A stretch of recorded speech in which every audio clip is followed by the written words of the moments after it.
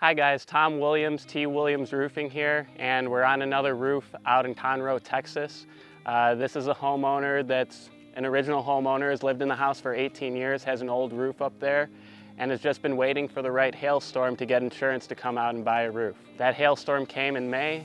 They saw the work that we did in the neighborhood, they gave us a call, and we were able to meet the insurance company out here and get them a brand new roof for their deductible and not a penny more. Some concerning things we saw when tearing off the roof: there was a rotted sheet of decking over on the east side of the home. After further discoveration, we went into the attic and saw that there was a bathroom vent that was vented into the attic that wasn't vented through the roof the way that it should be. And that's something that's going to be taken care of during this installation. It's about 12:30 in the afternoon, and as you can see, we've got the roof completely torn off and felted already. And we've got enough guys here that this job should be finished in full today. Let me show you guys what I'm talking about when it comes to rotted plywood damage.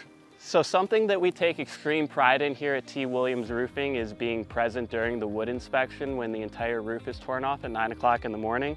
Taking a look at this wood, there is a big gaping hole that was underneath this roof system. The homeowner had no idea about it. Fortunately, the leaks hadn't gone into the ceiling yet, but if this wasn't something that was caught right away, it could have led to mold down the road. It could have led to water getting underneath the stucco.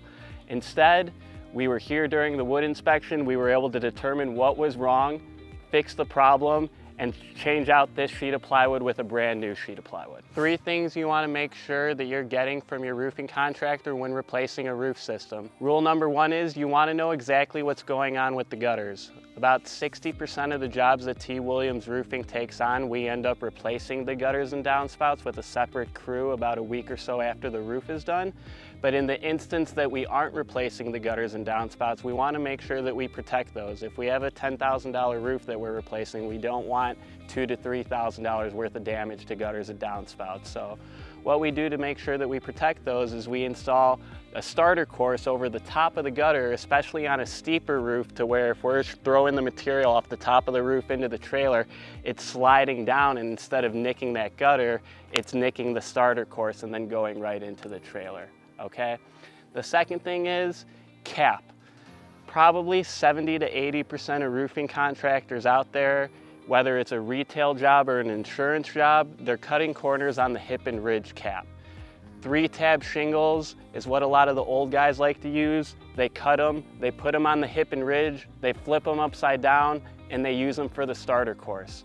That's not what you want to do. There's starter shingles that are out there that are specifically made to be used as a starter course, and then there's a riser ridge or some kind of high definition hip and ridge shingle that you would install. Okay, the difference between the 3-tab hip and ridge and a riser ridge or a high profile hip and ridge is the riser ridge is made specifically to be put on the hips and ridges, and the shingle itself is made to be bent over the top of it, so you're not going to get that crease that you would on an older 3-tab shingle. The second thing, and the most important thing, is that a 3-tab shingle is only rated for 60-mile-an-hour winds. We live in a hurricane market here in Houston.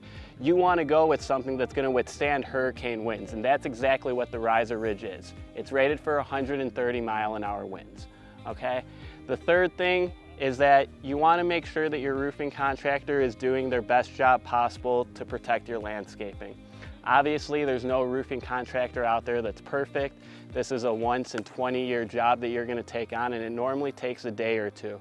No one is going to be 100% when it comes to protecting your plants and your trees to the absolute best, but you want to make sure that there's companies that are doing things to make sure that they do their best protecting it. And that's what the catch-all does, that's what the tarp does, that's what having the trailer as close to the home as possible does, is we want to limit the damage that's done to the landscaping during the construction process. Here in the Houston market, guys, there's no state license, there's no insurance requirements, there's roofing companies running around left and right bidding out jobs. There is a major difference between just installing shingles and installing a quality roof system. It starts with inspecting the decking underneath and make sure that you're nailing into a solidly sheathed surface, okay? From there, we make sure that the drip edge across the perimeter is all getting replaced with brand new. Once that drip edge is installed, we're going to be installing a synthetic felt paper that's waterproof and tear resistant as an extra layer of protection underneath those shingles. These are the cheap plastic pipe stacks that were up there existing. Okay, this isn't going to protect the homeowner. You could see that it's actually leaked in the past because of the caulking that's here. We use a state-of-the-art bullet boot that goes over the top of the pipe jacks to where squirrels aren't going to chew through it and the boot itself isn't going to crack over time. All right, ventilation, we fly up our drone before every single job. We take a look at the ventilation there that's existing and we give our recommendation on what to move forward.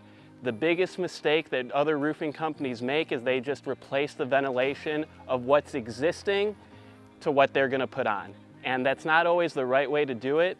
You can't be mixing exhaust up there. So if you're going to put a ridge vent, don't have a box vent or a solar powered attic fan or a regular attic fan underneath that ridge vent. You need to have the airflow coming from the soffits, rising up to the peak and being let out through an exhaust. These are just some of the differences of a T. Williams roof system compared to just nailing in shingles. Again, we are a full general contractor that whether plywood is damaged, ventilation needs to be replaced, or we need to put on new accessories that are made to last, we're going to do this roof the right way the first time to avoid any callbacks in the future. When it comes to exhaust, there's 4 different ways that you could have air travel out of your attic: box vents, turbines, attic fans, or ridge vent. The optimal way to ventilate an attic is you want to have the same amount of intake as you do outtake. So when you have a long stretch of soffit vent with a ridge vent that matches that, that's when a ridge vent makes the most sense. But when you run into homes that are cut up and have a bunch of different faces, have 90 feet of soffit vent running across with only a 4-foot ridge vent, it doesn't really make sense to install this in that scenario. The biggest mistake that I see contractors making is mixing exhaust, putting on a ridge vent and then having a box vent or an attic fan right beneath it.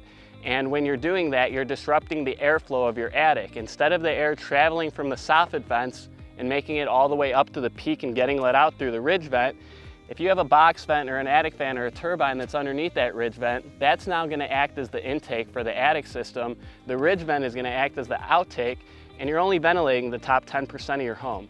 So please avoid doing that.